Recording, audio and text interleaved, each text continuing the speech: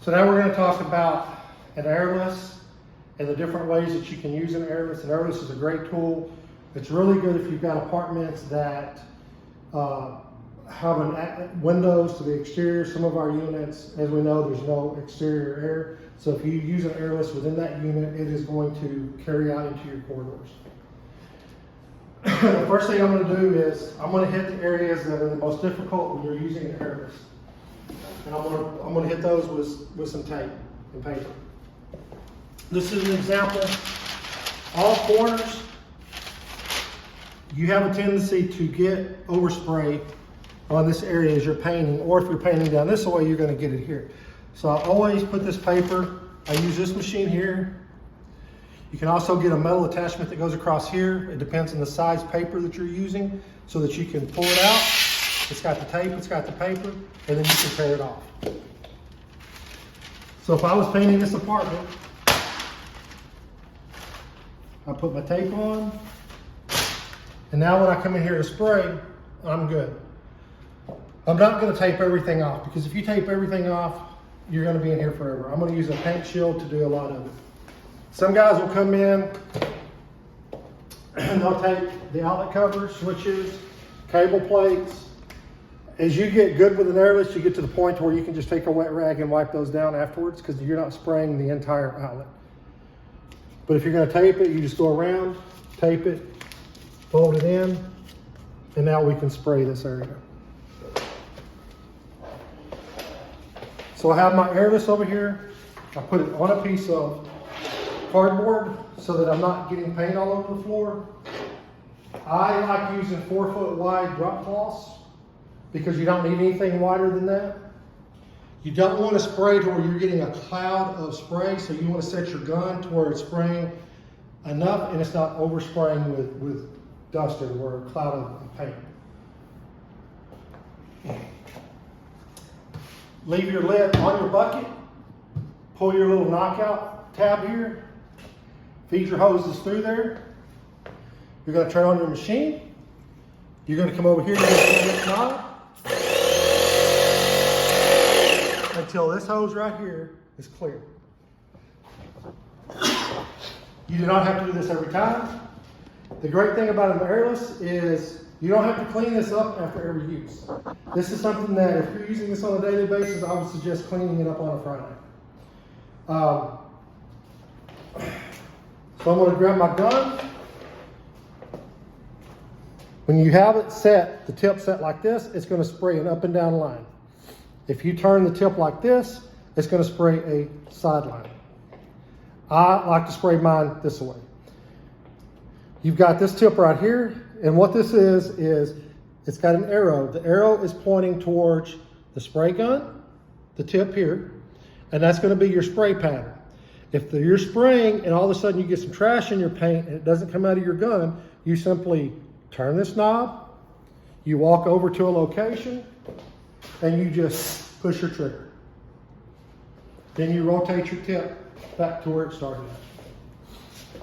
If you're painting an apartment and that apartment is the same color paint, you don't have to focus on getting edge to edge coverage.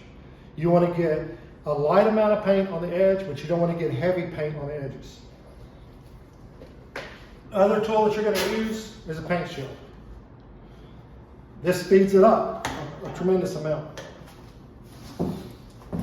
You never push the trigger on this gun until you're moving. If you're just standing here and you push the trigger, you're going to create a big run. So you always want to be moving, and as you're moving, you want to pull that trigger. Now what I was saying about around an outlet plate is, as you can see, I sprayed close to the baseboard. All I got is a little bit of dust on that baseboard. But I'm going to spray down, and then I'm going to come over here and I'm going to spray up.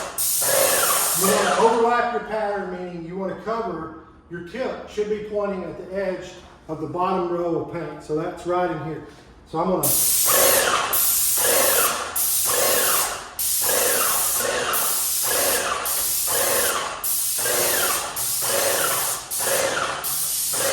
when I get to the bottom, I'm I'm just going to lay my shield on top. And that's about all the overspray I want on that shield. I'm not trying to cover the bottom fully. I just want it to where I've got fresh paint on the bottom edge.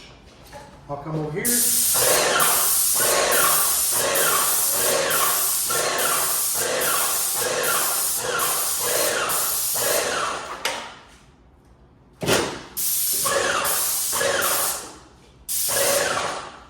You get to where you can literally get the gun, kind of do what you want. You don't get a lot of overspray all over the place.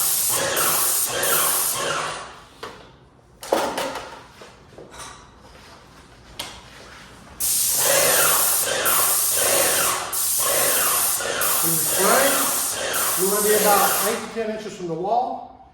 Don't point your gun up like this to get to the top, because if you do, you're going to get it all over your ceiling. You want to spray straight ahead.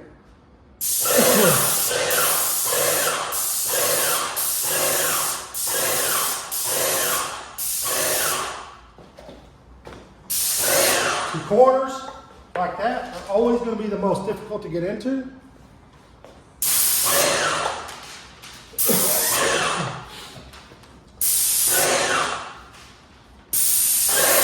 Again, when you get good at this, you don't need to come in here and tape everything. You can simply take a wet rag,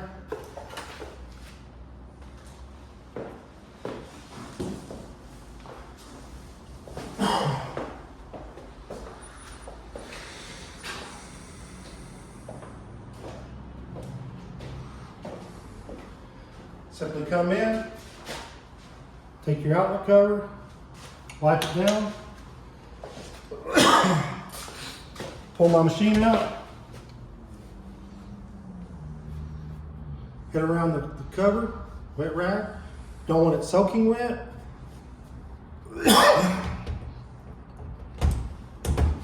Cable foam plate, same thing. I just come around the edge. You cannot tape these outlet covers up in the amount of time that it takes for me to wipe these outlet covers off.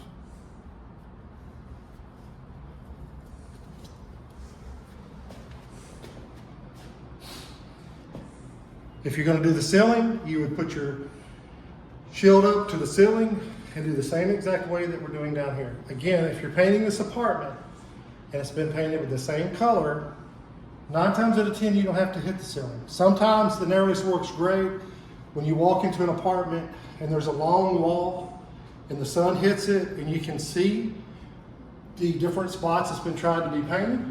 With an airless, you can get rid of that.